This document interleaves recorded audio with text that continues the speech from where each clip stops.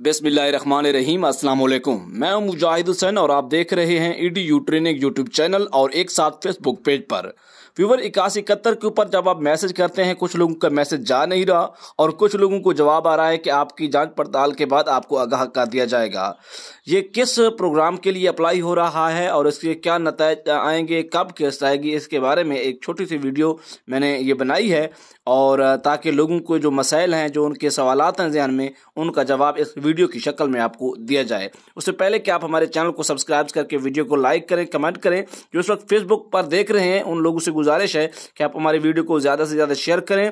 और जो YouTube viewer हैं, अगर फेसबुक पेज पर आना चाहते हैं तो इस फेसबुक पेज का जो लिंक है वीडियो के डिस्क्रिप्शन में पहले नंबर पर फेसबुक पेज का लिंक मौजूद है।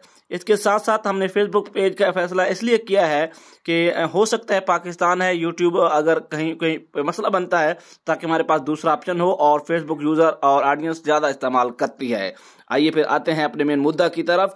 8171 के ऊपर अगर आप मैसेज नहीं जा रहा तो कोशिश करें कि आप अपने नाम से रजिस्टर्ड सिम से ट्राई करें। कुछ लोगों के पास एक से ज़्यादा सिम होती हैं, तो अपनी रजिस्टर्ड सिम में आपके नाम पर एक से ज़्यादा से आप ट्राई कीजिएगा। 8171 के ऊपर आप बगैर डैशेज के आपने मैसेज भेजना है। अगर चला जाता है तो ठीक, और कुछ लोगों को जवाब देर से आता है सिस्टम की एरर की वजह से, तो आपने इंतजार करना होता है। जी, आपको पता है कि इन प्रोग्राम के लिए शादीशुदा खातून या मर्द एल होता है।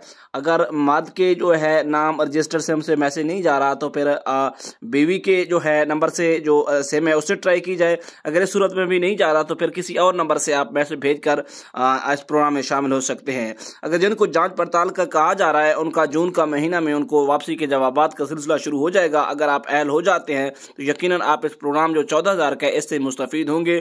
और ये एहसास कफ़ालत प्रोग्राम यानी बेनज़ीर कफ़ालत प्रोग्राम के लिए रजिस्ट्रेशन का अमल जारी है।